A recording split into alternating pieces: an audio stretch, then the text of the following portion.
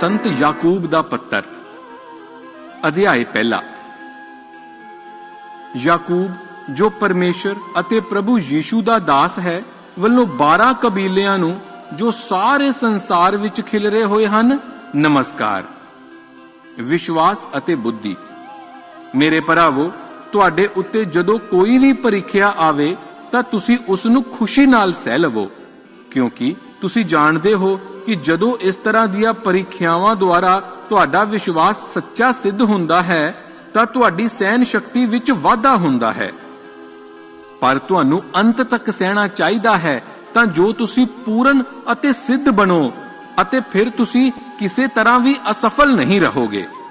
तुहाडे विचों जेकर किसी आदमी कोल बुद्धि दी घाट है तां परमेश्वर कोलों मंगो अते उस नूं मिल जावेगी, क्योंकि परमेश्वर सब नूं बिना कुछ कहे खुल दिली नाल दिंदा है।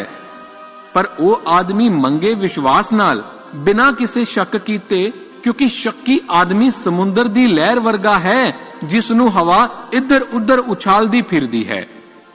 इहो जिहे आदमी नूं परमेश्वर कोलों किसी चीज दी आस नहीं रखनी चाहिदी है, क्योंकि ये आदमी दो दिला अते अपने किसी भी गल विच ना टिकण वाला हुंदा है। गरीबी अते अमीरी। जेकर गरीब भरा नूं परमेश्वर उच्चा करदा है तां ओह इस ते माण करे। इसे तरह जेकर परमेश्वर किसी अमीर भरा नूं नीवा करदा है तां ओह इस ते माण करे, क्योंकि अमीर आदमी जंगली फुल दी तरह मुरझा जावेगा। सूरज अपनी वधदी तपस दे नाल चढ़दा है अते पौधिਆਂ ਨੂੰ ਸਾੜ ਦਿੰਦਾ है, जिस कारण उन्हां दे फुੱਲ डिग पैंदे हन अते इस तरह उन्हां दी सुंदरता जांदी रहंदी है। इसे तरह अमीर आदमी भी अपने सब धंधियां सने खत्म हो जावेगा। परीक्षावां अते परतावा। धन वो आदमी है जो परतावे समय स्थिर रहंदा है, क्योंकि जदों वो परीक्षा विच पूरा उतरदा है तां वो जीवन मुकुट प्राप्त करदा है, जिस दी प्रतिज्ञा परमेश्वर ने अपने प्यार करन वालियां दे नाल कीती है।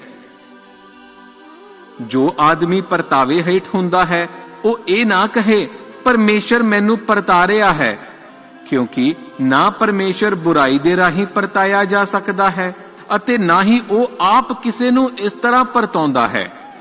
सगों हर मनुख अपनी ही बुरियां इच्छावां दे राही परताया जांदा है। असल विच यही हन जो उसनू भटकाउंदियां अते मोह जाल विच फसा दिंदियां हन। इस दे पिछों उस दियां इच्छावां गर्भवती हुंदियां हन अते पाप नू जन्म दिंदियां हन, जो अगे चल के मौत नू जन्म दिंदा है। मेरे प्यारे भरावो, धोखा ना खाओ। सब उत्तम दातां चंगियां हन अते ये सब उपरों परमेश्वर कोलों मिलदियां हन, अर्थात परमेश्वर पिता कोलों, जो सब स्वर्गी लोकां दा रचनहारा है। वो कदे बदलिया नहीं, ना ही साडे वल्लों मूंह मोड़दा अते ना ही सानू अंधकार विच छड्डदा है। उसने सानू अपनी इच्छा नाल अपने सत दे संदेश राही जन्म दिता है कि असीं उस दी सब रचना दे पहले फल ठहरीए। सुनना अते करना। मेरे भरावो, तुहाडे लई ये जानना जरूरी है। हर कोई मनुख सुनन विच तेज, बोलण विच मध्यम अते गुस्सा करन विच मठा होवे, क्योंकि मनुख दे गुस्से नाल परमेश्वर दे भले उद्देश विच वाधा नहीं हुंदा। इसलिए अपने तो हर तरह की बुरी आदत अते सब तरह के वैर भाव नू दूर करो अते नम्रता नाल परमेश्वर दा वचन स्वीकार करो, जो तुहाडे दिलां विच बीजिया गया अते तुहानू बचा सकदा है। तुसीं वचन दे पालना करन वाले बनो, ना केवल सुनन वाले अते अपने आप नू धोखा देण वाले। जो मनुख वचन नू केवल सुनदा है पर इस दी पालना नहीं करदा है, वो उस आदमी दी तरह है जो शीशे विच केवल अपने आप नू देखदा है। वो केवल अपने आप नू देखदा है, फिर चला जांदा है अते पिछों तुरंत भुल जांदा है कि वो किस तरह दा सी। पर वो आदमी जो पूर्ण व्यवस्था ते ध्यान करदा है, जो सानू आजाद करदी है अते जो इस दी बिना भुलिया पालना करदा रहिंदा अते इस अनुसार चलदा है, वो आदमी हर काम विच खुश रहेगा। बेशक कोई आदमी अपने आप ਨੂੰ ਧਰਮੀ ਸਮਝੇ, ਪਰ ਜੇਕਰ ਉਹ ਆਪਣੇ ਮੂੰਹ ਤੇ ਕਾਬੂ ਨਹੀਂ ਰੱਖ ਸਕਦਾ ਤਾਂ ਉਹ ਆਪਣੇ ਆਪ ਨੂੰ ਧੋਖਾ ਦਿੰਦਾ ਹੈ ਅਤੇ ਉਸ ਦਾ ਧਰਮੀ ਹੋਣਾ ਵੀ ਵਿਅਰਥ ਹੈ। ਪਿਤਾ ਪਰਮੇਸ਼ਰ ਦੀ ਨਜ਼ਰਾਂ ਵਿੱਚ ਸੁੱਚਾ ਅਤੇ ਸੱਚਾ ਧਰਮ ਇਹ ਹੈ, ਅਨਾਥਾਂ ਅਤੇ ਵਿਧਵਾਵਾਂ ਦੀ ਉਹਨਾਂ ਦੇ ਦੁੱਖ ਵਿੱਚ ਮਦਦ ਕਰਨਾ ਅਤੇ ਆਪਣੇ ਆਪ ਨੂੰ ਸੰਸਾਰ ਦੀ ਬੁਰਾਈ ਤੋਂ ਨਿਕਲੰਕ ਰੱਖਣਾ। ਅਧਿਆਇ 2 ਪੱਖਪਾਤ ਦੇ ਵਿਰੁੱਧ ਚੇਤਾਵਨੀ। ਮੇਰੇ ਭਰਾਵੋ, ਤੁਸੀਂ ਸਾਡੀ ਮਹਿਮਾ ਵਾਲੇ ਪ੍ਰਭੂ ਯੀਸ਼ੂ ਮਸੀਹ ਤੇ ਵਿਸ਼ਵਾਸ ਰੱਖਦੇ ਹੋ, ਇਸ ਲਈ ਤੁਸੀਂ ਪੱਖਪਾਤ ਤੋਂ ਕੰਮ ਨਾ ਲਵੋ। ਮੰਨ ਲਵੋ ਕਿ ਤੁਹਾਡੀ ਆਰਾਧਨਾ ਸਭਾ ਵਿੱਚ 2 ਆਦਮੀ ਆਉਂਦੇ ਹਨ। ਉਹਨਾਂ ਵਿੱਚੋਂ ਇੱਕ ਨੇ ਸੋਨੇ ਦੀ ਅੰਗੂਠੀ ਅਤੇ ਚਮਕੀਲੇ ਕੱਪੜੇ ਪਹਿਨੇ ਹੋਏ ਹਨ ਅਤੇ ਦੂਜੇ ਨੇ ਪਾਟੇ ਪੁਰਾਣੇ ਕੱਪੜੇ। ਤੁਸੀਂ ਉਸ ਚਮਕੀਲੇ ਕੱਪੜੇ ਵਾਲੇ ਵੱਲ ਤਾਂ ਖਾਸ ਧਿਆਨ ਦੇਵੋ ਅਤੇ ਉਸ ਨੂੰ ਕਹੋ, ਕਿਰਪਾ ਕਰਕੇ ਆ ਕੇ ਇਸ ਅਗਲੀ ਕੁਰਸੀ ਤੇ ਬੈਠੋ। ਪਰ ਉਸ ਗਰੀਬ ਨੂੰ ਕਹੋ, ਇੱਥੇ ਖੜਾ ਹੋ ਜਾ ਜਾਂ ਆ ਮੇਰੇ ਪੈਰਾਂ ਕੋਲ ਬੈਠ ਜਾ। ਪਰ ਕੀ ਤੁਸੀਂ ਇਸ ਤੇ ਧਿਆਨ ਨਹੀਂ ਦਿੱਤਾ ਕਿ ਇਸ ਤਰ੍ਹਾਂ ਕਰਨ ਨਾਲ ਤੁਸੀਂ ਆਪਣੇ ਵਿੱਚ ਭੇਦਭਾਵ ਪੈਦਾ ਕਰ ਰਹੇ ਹੋ ਅਤੇ ਤੁਸੀਂ ਗਲਤ ਨਿਆਂ ਕਰਨ ਵਾਲੇ ਠਹਿਰਦੇ ਹੋ? ਮੇਰੇ ਭਰਾਵੋ, ਸੁਣੋ, ਕੀ ਪਰਮੇਸ਼ਰ ਨੇ ਉਹਨਾਂ ਨੂੰ ਨਹੀਂ ਚੁਣਿਆ ਜਿਨ੍ਹਾਂ ਨੂੰ ਸੰਸਾਰ ਗਰੀਬ ਸਮਝਦਾ ਹੈ ਕਿ ਉਹ ਵਿਸ਼ਵਾਸ ਵਿੱਚ ਅਮੀਰ ਬਣਨ ਤੇ ਉਸ ਰਾਜ ਦੇ ਉੱਤਰਾਧਿਕਾਰੀ ਬਣਨ ਜਿਸ ਦੀ ਪ੍ਰਤਿਗਿਆ ਪਰਮੇਸ਼ਰ ਨੇ ਆਪਣੇ ਪਿਆਰ ਕਰਨ ਵਾਲਿਆਂ ਨਾਲ ਕੀਤੀ ਹੈ? ਫਿਰ ਕੀ ਤੁਸੀਂ ਇਸ ਗਰੀਬ ਨੂੰ ਬੇਇੱਜ਼ਤ ਨਹੀਂ ਕੀਤਾ? ਕੀ ਇਹ ਅਮੀਰ ਨਹੀਂ ਹਨ ਜੋ ਤੁਹਾਡੇ ਤੇ ਅਤਿਆਚਾਰ ਕਰਦੇ ਹਨ? ਕੀ ਇਹ ਉਹੀ ਨਹੀਂ ਹਨ ਜੋ ਤੁਹਾਨੂੰ ਅਦਾਲਤਾਂ ਵਿੱਚ ਘਸੀਟਦੇ ਹਨ? ਕੀ ਇਹ ਉਸ ਸੁੰਦਰ ਨਾਂ ਦੀ ਨਿੰਦਾ ਨਹੀਂ ਕਰਦੇ ਜਿਸ ਦੇ ਰਾਹੀਂ ਤੁਸੀਂ ਬੁਲਾਏ ਗਏ ਹੋ? ਜੇਕਰ ਤੁਸੀਂ ਸੱਚਮੁੱਚ ਸੁਨਹਿਰੇ ਨਿਯਮ ਦੀ ਪਾਲਣਾ ਕਰਦੇ ਹੋ ਜੋ ਧਰਮ ਗ੍ਰੰਥ ਵਿੱਚ ਲਿਖਿਆ ਗਿਆ ਹੈ, ਤੂੰ ਆਪਣੇ ਗੁਆਂਢੀ ਨੂੰ ਆਪਣੇ ਜਿਹਾ ਪਿਆਰ ਕਰ, ਤਾਂ ਤੁਸੀਂ ਠੀਕ ਹੀ ਕਰਦੇ ਹੋ। ਪਰ ਜੇਕਰ ਤੁਸੀਂ ਪੱਖਪਾਤ ਤੋਂ ਕੰਮ ਲੈਂਦੇ ਹੋ ਤਾਂ ਤੁਸੀਂ ਪਾਪ ਕਰਦੇ ਹੋ ਅਤੇ ਵਿਵਸਥਾ ਤੁਹਾਨੂੰ ਅਪਰਾਧੀ ਠਹਿਰਾਉਂਦੀ ਹੈ। ਜੇਕਰ ਕੋਈ ਮਨੁੱਖ ਵਿਵਸਥਾ ਦੀ ਇੱਕ ਗੱਲ ਜਾਂ ਬਿੰਦੀ ਦੀ ਉਲੰਘਣਾ ਕਰਦਾ ਹੈ ਤਾਂ ਉਹ ਸਾਰੀ ਵਿਵਸਥਾ ਦੇ ਤੋੜਨ ਵਾਲਾ ਠਹਿਰਦਾ ਹੈ, ਕਿਉਂਕਿ ਜਿਸ ਨੇ ਇਹ ਕਿਹਾ ਹੈ ਵਿਭਚਾਰ ਨਾ ਕਰ, ਉਸ ਨੇ ਇਹ ਵੀ ਕਿਹਾ ਹੈ ਕਤਲ ਨਾ ਕਰ। ਇਸ ਲਈ ਹੋ ਸਕਦਾ ਹੈ ਕਿ ਤੁਸੀਂ ਵਿਭਚਾਰ ਨਹੀਂ ਕਰਦੇ ਹੋ, ਪਰ ਜੇਕਰ ਤੁਸੀਂ ਕਤਲ ਕਰਦੇ ਹੋ ਤਾਂ ਤੁਸੀਂ ਸਾਰੀ ਵਿਵਸਥਾ ਦੀ ਉਲੰਘਣਾ ਕਰਦੇ ਹੋ। ਸੋ ਤੁਸੀਂ ਉਹਨਾਂ ਲੋਕਾਂ ਦੀ ਤਰ੍ਹਾਂ ਬੋਲੋ ਅਤੇ ਵਰਤਾਓ ਕਰੋ ਜਿਨ੍ਹਾਂ ਦਾ ਨਿਆਂ ਉਸ ਵਿਵਸਥਾ ਦੇ ਦੁਆਰਾ ਹੋਵੇਗਾ ਜੋ ਮਨੁੱਖਾਂ ਨੂੰ ਆਜ਼ਾਦੀ ਦਿੰਦੀ ਹੈ। ਪਰਮੇਸ਼ਰ ਉਸ ਮਨੁੱਖ ਤੇ ਦਇਆ ਕਰੇਗਾ ਜੋ ਦੂਜਿਆਂ ਤੇ ਦਇਆ ਕਰਦਾ ਹੈ। ਦਇਆ ਨਿਆਂ ਉੱਤੇ ਹਮੇਸ਼ਾ ਜਿੱਤ ਪ੍ਰਾਪਤ ਕਰਦੀ ਹੈ। ਵਿਸ਼ਵਾਸ ਅਤੇ ਅਮਲ। ਮੇਰੇ ਭਰਾਵੋ, ਇਸ ਤੋਂ ਕੀ ਲਾਭ ਹੈ ਜੇਕਰ ਕੋਈ ਕਹੇ ਕਿ ਉਹ ਵਿਸ਼ਵਾਸ ਰੱਖਦਾ ਹੈ ਪਰ ਉਸ ਅਨੁਸਾਰ ਕੰਮ ਨਾ ਕਰੇ? ਕੀ ਇਹੋ ਜਿਹਾ ਵਿਸ਼ਵਾਸ ਉਸ ਨੂੰ ਬਚਾ ਸਕਦਾ ਹੈ? ਜੇਕਰ ਕੋਈ ਭਰਾ ਜਾਂ ਭੈਣ ਨੰਗਾ ਹੋਵੇ ਅਤੇ ਉਸ ਕੋਲ ਦਿਨ ਭਰ ਭੋਜਨ ਨਾ ਹੋਵੇ ਅਤੇ ਤੁਹਾਡੇ ਵਿੱਚੋਂ ਕੋਈ ਉਸ ਨੂੰ ਕਹੇ ਸ਼ਾਂਤੀ ਨਾਲ ਜਾ, ਗਰਮ ਅਤੇ ਸੁਖੀ ਰਹਿ, ਪਰ ਉਸ ਦੀ ਸਰੀਰਕ ਲੋੜਾਂ ਦੀ ਪੂਰਤੀ ਨਾ ਕਰੇ, ਤਾਂ ਉਸ ਸਭ ਤੋਂ ਕੀ ਲਾਭ? ਵਿਸ਼ਵਾਸ ਦਾ ਵੀ ਇਹੀ ਹਾਲ ਹੈ।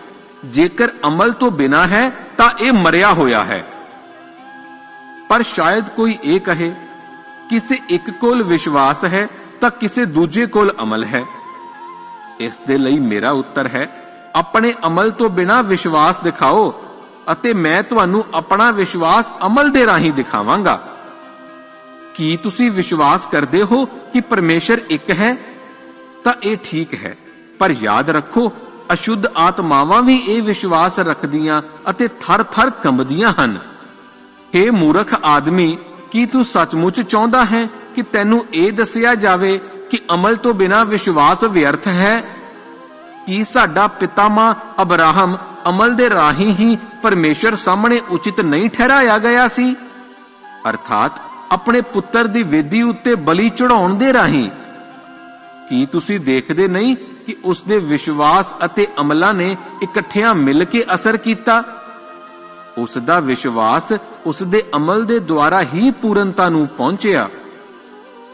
ਇਸ ਤਰ੍ਹਾਂ ਧਰਮ ਗ੍ਰੰਥ ਦਾ ਇਹ ਕਿਹਾ ਗਿਆ ਵਚਨ ਸੱਚਾ ਸਿੱਧ ਹੋਇਆ। ਅਬਰਾਹਮ ਨੇ ਪਰਮੇਸ਼ਰ ਤੇ ਵਿਸ਼ਵਾਸ ਕੀਤਾ ਅਤੇ ਇਸ ਕਾਰਨ ਉਸ ਨੂੰ ਪਰਮੇਸ਼ਰ ਨੇ ਉਚਿਤ ਠਹਿਰਾਇਆ ਅਤੇ ਪਰਮੇਸ਼ਰ ਨੇ ਉਸ ਨੂੰ ਆਪਣਾ ਮਿੱਤਰ ਕਿਹਾ।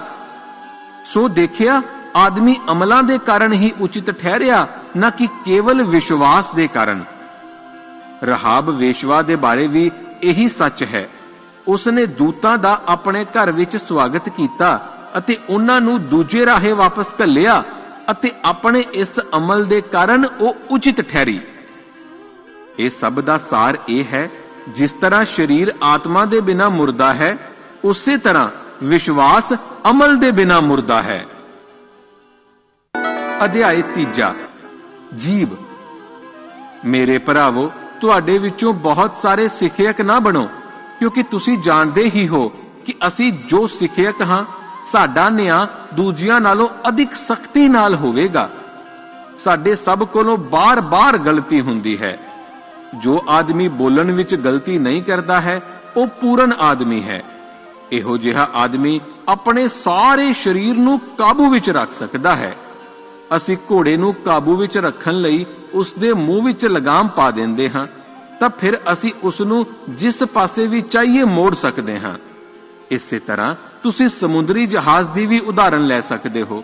ਬੇਸ਼ੱਕ ਉਹ ਬਹੁਤ ਵੱਡਾ ਹੁੰਦਾ ਹੈ ਅਤੇ ਤੇਜ਼ ਹਵਾ ਨਾਲ ਚੱਲਦਾ ਹੈ, ਪਰ ਫਿਰ ਵੀ ਛੋਟੀ ਜਿਹੀ ਪਤਵਾਰ ਰਾਹੀਂ ਮਲਾਹ ਉਸ ਨੂੰ ਜਿਸ ਪਾਸੇ ਚਾਹੇ ਲੈ ਜਾਂਦਾ ਹੈ। ਇਹੋ ਹਾਲ ਜੀਭ ਦਾ ਵੀ ਹੈ। ਬੇਸ਼ੱਕ ਇਹ ਹੁੰਦੀ ਤਾਂ ਛੋਟੀ ਜਿਹੀ ਹੈ, ਪਰ ਗੱਲ ਬਹੁਤ ਵੱਡੀਆਂ ਕਰਦੀ ਹੈ। ਜੰਗਲ ਕਿੰਨਾ ਵੱਡਾ ਹੁੰਦਾ ਹੈ, ਪਰ ਛੋਟੀ ਜਿਹੀ ਅੱਗ ਦੀ ਚਿੰਗਾਰੀ ਉਸ ਨੂੰ ਸਾੜ ਦਿੰਦੀ ਹੈ। ਜੀਭ ਵੀ ਅੱਗ ਦੀ ਤਰ੍ਹਾਂ ਹੈ, ਜਿਸ ਵਿੱਚ ਬੁਰਾਈ ਦਾ ਪੂਰਾ ਸੰਸਾਰ ਹੈ। ਸਾਡੇ ਸਰੀਰ ਦੇ ਅੰਗਾਂ ਵਿੱਚ ਜੀਭ ਇੱਕ ਇਹੋ ਜਿਹਾ ਅੰਗ ਹੈ ਜੋ ਸਾਡੇ ਸਰੀਰ ਨੂੰ ਭ੍ਰਸ਼ਟ ਕਰਦਾ ਹੈ।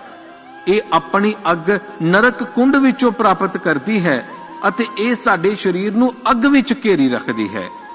ਆਦਮੀ ਸਭ ਤਰ੍ਹਾਂ ਦੇ ਜੰਗਲੀ ਜਾਨਵਰਾਂ, ਪੰਛੀਆਂ, ਪੇਟ ਦੇ ਭਾਰ ਚੱਲਣ ਵਾਲੇ ਜੰਤੂਆਂ ਅਤੇ ਪਾਣੀ ਵਿੱਚ ਰਹਿਣ ਵਾਲੇ ਪ੍ਰਾਣੀਆਂ ਨੂੰ ਕਾਬੂ ਵਿੱਚ ਕਰ ਸਕਦਾ ਹੈ ਅਤੇ ਉਸਨੇ ਕੀਤੇ ਵੀ ਹਨ, ਪਰ ਆਦਮੀ ਜੀਭ ਨੂੰ ਕਾਬੂ ਵਿੱਚ ਨਹੀਂ ਰੱਖ ਸਕਦਾ ਹੈ ਅਤੇ ਨਾ ਹੀ ਇਹ ਦੁਸ਼ਟ ਕਾਬੂ ਵਿੱਚ ਰਹਿਣ ਵਾਲੀ ਹੈ, ਜੋ ਭਿਅੰਕਰ ਜ਼ਹਿਰ ਨਾਲ ਭਰੀ ਹੋਈ ਹੈ। ਅਸੀਂ ਇਸ ਨਾਲ ਆਪਣੇ ਪ੍ਰਭੂ ਪਿਤਾ ਦੀ ਉਸਤਤ ਕਰਦੇ ਹਾਂ ਅਤੇ ਫਿਰ ਇਸੇ ਨਾਲ ਮਨੁੱਖ, ਜੋ ਪਰਮੇਸ਼ਰ ਦੇ ਸਰੂਪ ਤੇ ਬਣਾਇਆ ਗਿਆ ਹੈ, ਨੂੰ ਸ਼ਰਾਪ ਦਿੰਦੇ ਹਾਂ। ਇਸੇ ਤਰ੍ਹਾਂ ਇੱਕ ਹੀ ਮੂੰਹ ਵਿੱਚੋਂ ਉਸਤਤ ਅਤੇ ਸ਼ਰਾਪ ਦੋਵੇਂ ਨਿਕਲਦੇ ਹਨ। ਪਰ ਮੇਰੇ ਭਰਾਵੋ, ਇਸ ਤਰ੍ਹਾਂ ਨਹੀਂ ਹੋਣਾ ਚਾਹੀਦਾ ਹੈ। ਕੀ ਕਿਸੇ ਚਸ਼ਮੇ ਦਾ ਇੱਕ ਹੀ ਥਾਂ ਤੋਂ ਮਿੱਠਾ ਅਤੇ ਕੌੜਾ ਪਾਣੀ ਨਿਕਲਦਾ ਹੈ? ਕੀ ਅੰਜੀਰ ਦੇ ਰੁੱਖ ਤੇ ਜੈਤੂਨ ਦਾ ਫਲ ਅਤੇ ਅੰਗੂਰ ਦੀ ਵੇਲ ਤੇ ਅੰਜੀਰਾਂ ਲੱਗ ਸਕਦੀਆਂ ਹਨ? ਨਹੀਂ ਮੇਰੇ ਭਰਾਵੋ, ਨਾ ਹੀ ਲੂਣ ਪਾਣੀ ਨੂੰ ਮਿੱਠਾ ਕਰ ਸਕਦਾ ਹੈ। ਬੁੱਧ ਦਾ ਸੋਮਾ। ਕੀ ਤੁਹਾਡੇ ਵਿੱਚ ਕੋਈ ਗਿਆਨੀ ਜਾਂ ਬੁੱਧੀਮਾਨ ਆਦਮੀ ਹੈ ਤਾਂ ਉਹ ਆਪਣੇ ਚੰਗੇ ਆਚਰਣ ਅਤੇ ਕੰਮਾਂ ਦਾ ਸਬੂਤ ਉਸ ਨਮਰਤਾ ਦੁਆਰਾ ਦੇਵੇ ਜਿਸ ਦਾ ਸੰਬੰਧ ਬੁੱਧ ਨਾਲ ਹੈ। ਪਰ ਜੇਕਰ ਤੁਹਾਡੇ ਦਿਲਾਂ ਵਿੱਚ ਗਹਿਰੀ ਈਰਖਾ ਅਤੇ ਆਪਣੇ ਆਪ ਦਾ ਮੋਹ ਹੈ ਤਾਂ ਫਿਰ ਝੂਠੇ ਦਾਅਵੇ ਨਾ ਕਰੋ ਅਤੇ ਨਾ ਹੀ ਸੱਤ ਦਾ ਵਿਰੋਧ। ਇਹ ਬੁੱਧ ਉੱਪਰੋਂ ਮਿਲੀ ਹੋਈ ਨਹੀਂ ਹੈ, ਸਗੋਂ ਇਸ ਦਾ ਆਧਾਰ ਸੰਸਾਰਕ, ਭੌਤਿਕ ਅਤੇ ਸ਼ੈਤਾਨ ਹੈ। ਕਿਉਂਕਿ ਜਿੱਥੇ ਈਰਖਾ ਅਤੇ ਆਪਣੇ ਆਪ ਦਾ ਮੋਹ ਹੈ, ਉੱਥੇ ਹਰ ਤਰ੍ਹਾਂ ਦੀ ਗੜਬੜ ਅਤੇ ਬੁਰਾਈ ਹੈ। ਪਰ ਜੋ ਬੁੱਧ ਉੱਪਰ ਤੋਂ ਹੁੰਦੀ ਹੈ, ਉਹ ਸਭ ਤੋਂ ਪਹਿਲਾਂ ਪਵਿੱਤਰ, ਫਿਰ ਸ਼ਾਂਤੀ ਪਸੰਦ, ਨਮਰ, ਸੋਚ ਵਿਚਾਰ ਵਾਲੀ, ਦਇਆ ਨਾਲ ਭਰੀ ਹੋਈ ਅਤੇ ਭਲਾਈ ਦੇ ਫਲਾਂ ਨਾਲ ਲੱਦੀ ਹੋਈ ਹੁੰਦੀ ਹੈ। ਇਹ ਈਰਖਾ ਅਤੇ ਪਖੰਡ ਤੋਂ ਰਹਿਤ ਹੁੰਦੀ ਹੈ। ਸ਼ਾਂਤੀ ਸਥਾਪਿਤ ਕਰਨ ਵਾਲੇ ਸ਼ਾਂਤੀ ਦਾ ਬੀਜ ਬੀਜਦੇ ਹਨ ਅਤੇ ਭਲਾਈ ਦਾ ਫਲ ਪ੍ਰਾਪਤ ਕਰਦੇ ਹਨ। ਅਧਿਆਇ 4 ਸੰਸਾਰ ਨਾਲ ਮਿੱਤਰਤਾ। ਤੁਹਾਡੇ ਵਿੱਚ ਇਹ ਝਗੜੇ ਅਤੇ ਲੜਾਈਆਂ ਕਿੱਥੋਂ ਆ ਗਈਆਂ ਹਨ? ਕੀ ਇਹਨਾਂ ਦਾ ਕਾਰਨ ਤੁਹਾਡੀਆਂ ਉਹ ਅੰਦਰਲੀਆਂ ਕੁ ਇੱਛਾਵਾਂ ਨਹੀਂ ਹਨ ਜੋ ਹਮੇਸ਼ਾ ਤੁਹਾਡੇ ਅੰਦਰ ਸੰਘਰਸ਼ ਕਰਦੀਆਂ ਹਨ? ਤੁਸੀਂ ਕਿਸੇ ਚੀਜ਼ ਦੀ ਇੱਛਾ ਰੱਖਦੇ ਹੋ ਪਰ ਉਹ ਤੁਹਾਨੂੰ ਨਹੀਂ ਮਿਲਦੀ ਹੈ ਤਾਂ ਤੁਸੀਂ ਕਿਸੇ ਦਾ ਕਤਲ ਕਰਦੇ ਹੋ। ਤੁਸੀਂ ਕਿਸੇ ਚੀਜ਼ ਨੂੰ ਪ੍ਰਾਪਤ ਕਰਨ ਦਾ ਫੈਸਲਾ ਕਰਦੇ ਹੋ ਜੋ ਤੁਹਾਨੂੰ ਨਹੀਂ ਮਿਲਦੀ ਹੈ ਇਸ ਲਈ ਤੁਸੀਂ ਝਗੜਾ ਅਤੇ ਲੜਾਈ ਕਰਦੇ ਹੋ। ਤੁਹਾਨੂੰ ਤੁਹਾਡੀ ਇੱਛਾ ਅਨੁਸਾਰ ਨਹੀਂ ਮਿਲਦਾ ਕਿਉਂਕਿ ਤੁਸੀਂ ਪਰਮੇਸ਼ਰ ਕੋਲੋਂ ਨਹੀਂ ਮੰਗਦੇ ਹੋ। ਪਰ ਜੇਕਰ ਤੁਸੀਂ ਮੰਗਦੇ ਵੀ ਹੋ ਤਾਂ ਤੁਹਾਨੂੰ ਉਸ ਦਾ ਉੱਤਰ ਨਹੀਂ ਮਿਲਦਾ ਕਿਉਂਕਿ ਤੁਸੀਂ ਬੁਰੀ ਭਾਵਨਾ ਰੱਖਦੇ ਹੋਏ ਅਤੇ ਕੇਵਲ ਆਪਣੀਆਂ ਕੁਇੱਛਾਵਾਂ ਦੀ ਪੂਰਤੀ ਲਈ ਮੰਗਦੇ ਹੋ। ਹੇ ਵਿਸ਼ਵਾਸਘਾਤੀਓ, ਕੀ ਤੁਸੀਂ ਨਹੀਂ ਜਾਣਦੇ ਕਿ ਸੰਸਾਰ ਨਾਲ ਮਿੱਤਰਤਾ ਰੱਖਣਾ ਪਰਮੇਸ਼ਰ ਨਾਲ ਵੈਰ ਕਰਨਾ ਹੈ? ਜੋ ਕੋਈ ਵੀ ਸੰਸਾਰ ਨਾਲ ਮਿੱਤਰਤਾ ਰੱਖਣਾ ਚਾਹੁੰਦਾ ਹੈ ਉਹ ਪਰਮੇਸ਼ਰ ਦਾ ਵੈਰੀ ਬਣ ਜਾਂਦਾ ਹੈ। ਕੀ ਤੁਸੀਂ ਸੋਚਦੇ ਹੋ ਕਿ ਇਹ ਜੋ ਧਰਮ ਗ੍ਰੰਥ ਕਹਿੰਦਾ ਹੈ ਉਹ ਐਵੇਂ ਹੈ? ਪਰਮੇਸ਼ਰ ਨੇ ਸਾਡੇ ਵਿੱਚ ਜੋ ਆਤਮਾ ਰੱਖਿਆ ਹੈ ਉਹ ਉਸ ਦੇ ਸੰਬੰਧੀ ਬਹੁਤ ਮੋਹ ਰੱਖਦਾ ਹੈ। ਪਰ ਕਿਰਪਾ ਜੋ ਪਰਮੇਸ਼ਰ ਦੀ ਦਾਤ ਹੈ ਹੋਰ ਸ਼ਕਤੀਸ਼ਾਲੀ ਹੈ, ਕਿਉਂਕਿ ਧਰਮ ਗ੍ਰੰਥ ਕਹਿੰਦਾ ਹੈ ਪਰਮੇਸ਼ਰ ਹੰਕਾਰੀ ਦਾ ਵਿਰੋਧ ਕਰਦਾ ਹੈ ਪਰ ਉਹ ਦੀਨ ਤੇ ਕਿਰਪਾ ਕਰਦਾ ਹੈ। ਇਸ ਲਈ ਪਰਮੇਸ਼ਰ ਦੇ ਅਧੀਨ ਰਹੋ। ਸ਼ੈਤਾਨ ਦਾ ਟਾਕਰਾ ਕਰੋ ਤਾਂ ਉਹ ਤੁਹਾਡੇ ਸਾਹਮਣੇ ਦੌੜ ਜਾਵੇਗਾ। ਪਰਮੇਸ਼ਰ ਦੇ ਨੇੜੇ ਆਵੋ ਤਾਂ ਉਹ ਵੀ ਤੁਹਾਡੇ ਨੇੜੇ ਆਵੇਗਾ। ਹੇ ਪਾਪੀਓ ਅਤੇ ਹੇ ਦੋ ਦਿਲੇ ਮਨੁੱਖੋ, ਆਪਣੇ ਹੱਥ ਸਾਫ਼ ਕਰੋ ਅਤੇ ਆਪਣੇ ਦਿਲ ਸ਼ੁੱਧ ਕਰੋ। ਦੁਖੀ ਹੋਵੋ, ਰੋਵੋ ਅਤੇ ਵੈਣ ਪਾਵੋ।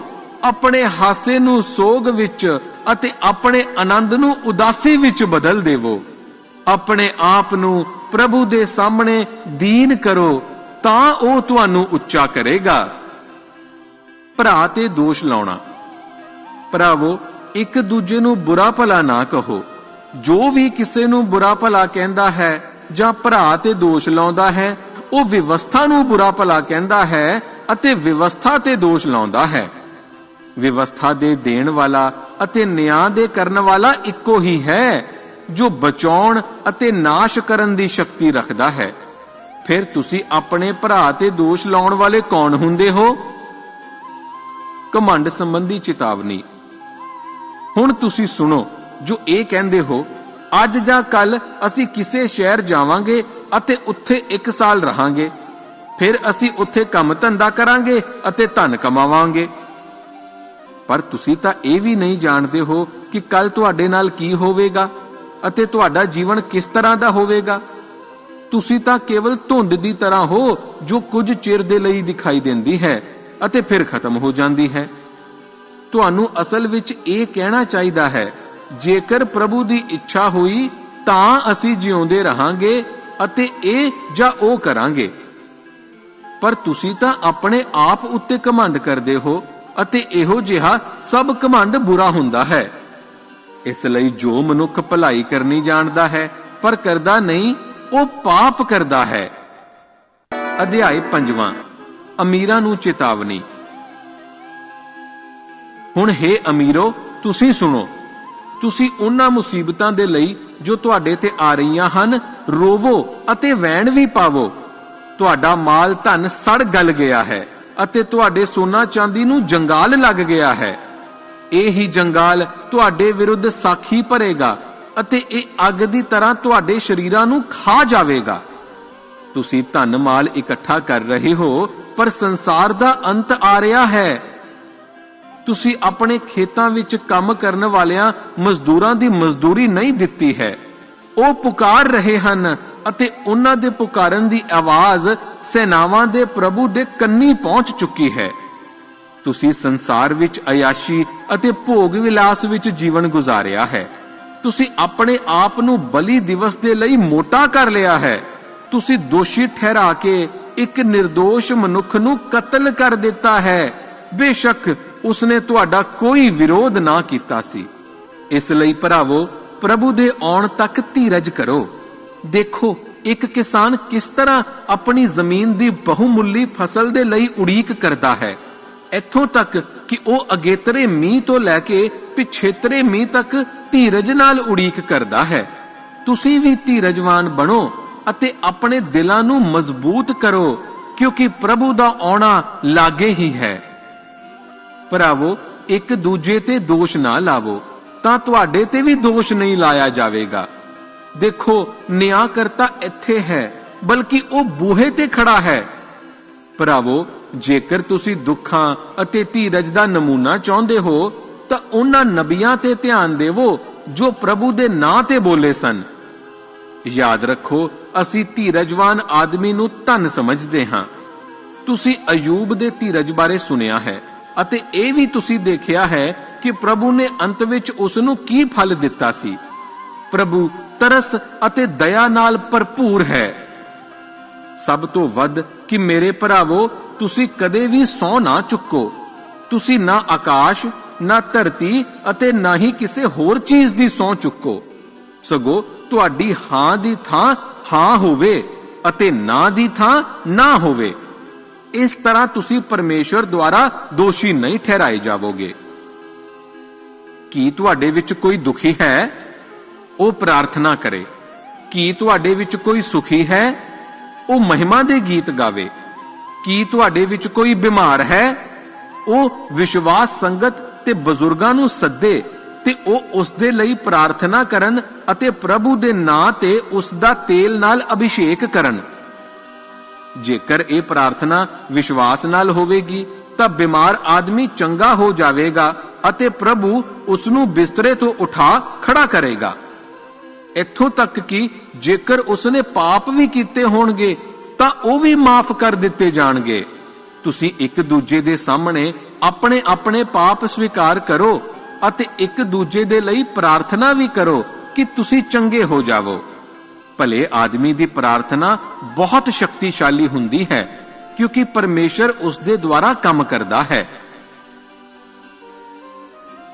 ਏਲੀਯਾ ਨਬੀ ਵੀ ਸਾਡੇ ਵਰਗਾ ਹੀ ਆਦਮੀ ਸੀ, ਪਰ ਉਸਨੇ ਪੂਰਨ ਵਿਸ਼ਵਾਸ ਨਾਲ ਪ੍ਰਾਰਥਨਾ ਕੀਤੀ ਕਿ ਮੀਂਹ ਨਾ ਵਸੇ, ਤਾਂ ਠੀਕ 3.5 ਸਾਲਾਂ ਤੱਕ ਧਰਤੀ ਤੇ ਮੀਂਹ ਨਾ ਪਿਆ।